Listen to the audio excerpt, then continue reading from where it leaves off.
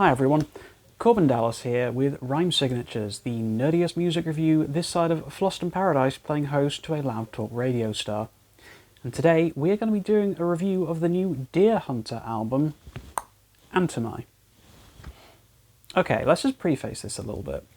Opinions on music are always difficult as a critic. It's often all too easy to be excited by something and to get caught up in your own hype for it, or to allow the opinions of others to influence your own in ways that wouldn't be the case if you hadn't seen them. I've listened to this album 5 times in full before reading anything by another human being, and I've settled on my given score. With that in mind, let's explore Antimai. The Deer Hunter are straight up my favourite band. It's as simple as that, really, to be honest with you. There's not been a single minute of music from these guys that I haven't loved and obsessed over. I mean, sure, some albums are obviously better than others, but shocker, that's literally the same for every single band in existence. As of course they're these one-album wonders. You know, occasionally that does happen. I am of the frank opinion that Casey Crescenzo, frontman and chief brain of the band, is nothing short of a musical visionary. And I feel history deserves to look upon him with more reverence than it currently does. The band's main project, known kind of colloquially as the Acts, follows an incredibly deep, rich and textured storyline, with each album building upon what came before it in a nuanced and delightful manner. We got to 2016 when we were treated to Act 5, Hymns from the Devil in Confessional. And then, short of the quirky EP All Is As All Should Be in 2017, there was a lot of silence from the band as to when the much-anticipated Act 6, which I believe is going to be called The Hanged Man, I think, was going to be dropping. As far as I'm aware, and don't quote me on this, Casey has kind of effectively put Act 6 on indefinite hiatus until he's able to do it the justice it deserves, which as a fan is kind of upsetting. But I would obviously much rather he take his time to provide a satisfying conclusion to the sixology, whatever you want to call it, than rush things. But rumblings came out of this silence of something new, something different, something sci-fi. The Indigo Child was born from these rumblings, and it became clear that Casey and the Deer Hunter were shooting for other moods, thoughts and feelings from what the Acts had established. And in 2021, we were treated to a short film and EP soundtrack album to accompany that. And it was a fascinating look into what Casey's been getting up to since 2016's Act 5, and straight away gave me immediate vibes of a sort of cyberpunkish, dystopian, Fifth Element style future with some kind of presumably messianic child figure at the centre of the story. So this brings us neatly to Antimai, which is what I could best describe as a world-building Dungeon Master overview exercise for what this short film and what we can expect from the future Deer Hunter projects. This is, however, definitely a traditional album though, unlike the Indigo Child EP, which was 100% a soundtrack first, with a couple of singles to go alongside it. But Antimai is a pretty big departure from what we've come to expect from the Acts, both musically and thematically. Antimai is jazzier, it's poppier, funkier, and embraces a myriad of styles and influences, from Caribbean music to R&B, soul and musical theatre, but it still has that quintessentially Deer Hunter blood running through the centre of it all. This album is not afraid to take some major risks, something that I applaud Casey for, given how popular the existing recipe for the band's work has been thus far in their career. This album is huge in its scope of ambition and what it's setting up for the future. The narrative is focused on the massive titular city, and it takes us on a musical tour from the outside poverty-stricken regions to the inner world of the 1%, and paints quite a vivid picture of life across the various districts, or rings, and people who live in this dystopian metropolis. This is definitely an album of two halves.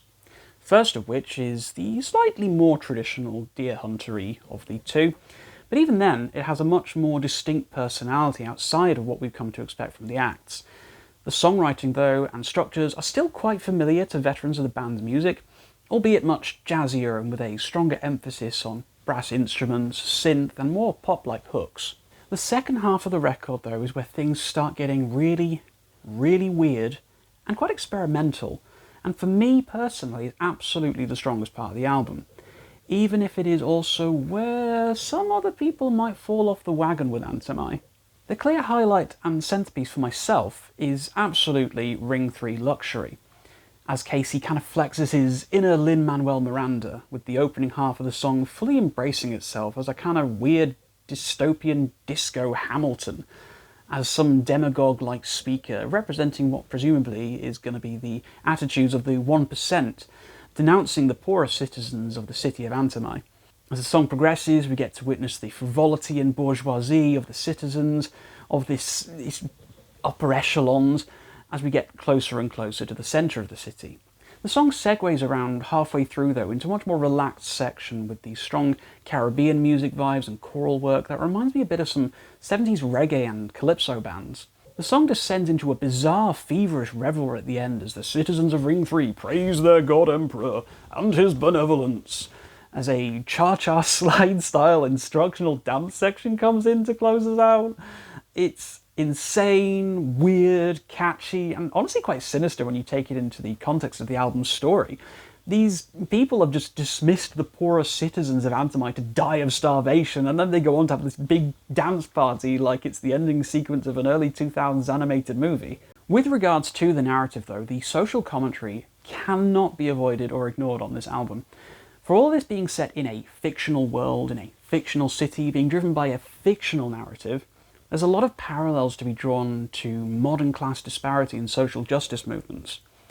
Ring 4 Patrol, for example, is a song with controversies about police brutality running straight through its DNA, as it explores how the power afforded by positions in law enforcement can easily corrupt people. The album also manages to touch on other relevant issues relating to poverty and social imbalances in the modern world, and how such things are just ignored by those who are most able to fix it. It's a record that manages to explore both the new world and storyline of the upcoming Deer Hunter project, but also make a strong and culturally relevant commentary about our own world within the past 5 years.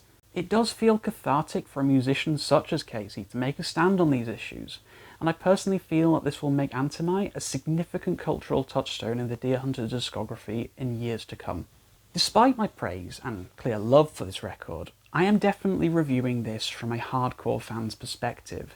I have not just drunk the Kool-Aid, I have drowned myself in it, so do temper your expectations of this record with that in mind. I am not so ignorant, though, to see that the reasons I love this record could easily be reasons why people hate it. The lack of an individually focused narrative in favour of a sprawling world-building one, the shake-up of the traditional musical style of the band, the brazen and obvious social commentary in the lyrics, the sudden and abrupt ending of the record, and the greater emphasis on synth and pop melodies, etc, etc. I can 100% understand why people won't gel with Antimai, but I personally applaud it for taking risks, and feel for me this is exactly what I wanted from the band, and I love the direction this indicates that the good ship Deer Hunter is going in. My biggest genuine complaint is that the album definitely, kind of a bit like Act 1 before it, it feels like a prologue for better things to come in the future. I have seen a lot of discourse about the album online since writing this review, and it does appear to have firmly cemented itself into the Marmite camp of either you love it or you hate it. For every reason that people don't like the album, there's almost an equal number of people who love it for the exact same reasons. I am sticking to my convictions though, and I will not be swayed by any negative Nellies. I personally love this album. Whatever comes next in the Indigo Child saga, I will be awaiting it with great anticipation, and I sincerely hope that it will not be another 6 years before we see a further LP from the Deer Hunter. Quick aside, whilst I was writing this review, Casey has mentioned in a comment thread on Reddit, when you'll be able to find the link in the description below, that the next record is going to be called Sonia, which is interesting, and is hoped to be out next spring. So, what else can I say about Antimai? I mean, I've been waiting a long time for a new release from my favourite band, and for me, speaking just as me, this doesn't disappoint. It's a thought-provoking and beautifully executed album that shapes the way of things to come from the band, with styles and musical direction I could never have predicted they'd go in. Trying something so different and creative at this point in a band's career is honestly a big risk. And while Antimai certainly won't appeal to everyone, and it's not a great entry point for the band at all, for me, It cements the Deer Hunter as still being one of the best bands on the planet, and for me this is a strong contender for my favourite album of 2022 thus far. This is all, of course, my opinion, as you well know, so tell me what you thought of this record in the comments down below. If you have anything you've listened to this year that you think I should check out, then let me know about it. I might get around to giving it my own thoughts. If you like this video, please do share it with anyone who you think might enjoy it, and please do consider subscribing for more content. Until next time, guys, keep your rhyme signatures odd.